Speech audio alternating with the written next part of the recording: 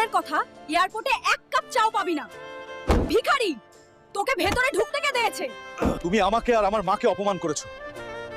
আমি একদিন এই এয়ারপোর্ট কিনে ফেলবো। আমি তো বলে দিলাম, কিন্তু টাকা আসবে কোথা থেকে রে? কি 100 কোটি টাকা?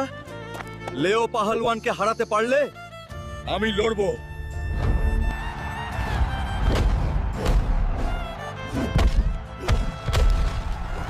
বন্ধুরা, তাড়াতাড়ি লাইক আর সাবস্ক্রাইব করো, তাহলেই আমি শক্তি পাবো।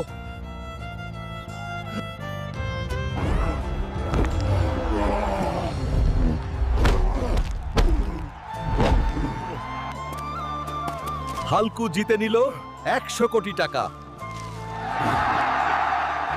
তোমরাই তো আমাকে নিয়ে মজা করেছিলে। এখন এই এয়ারপোর্ট আমার, আর তুমি আজ থেকে বাথরুম পরিষ্কার করবে।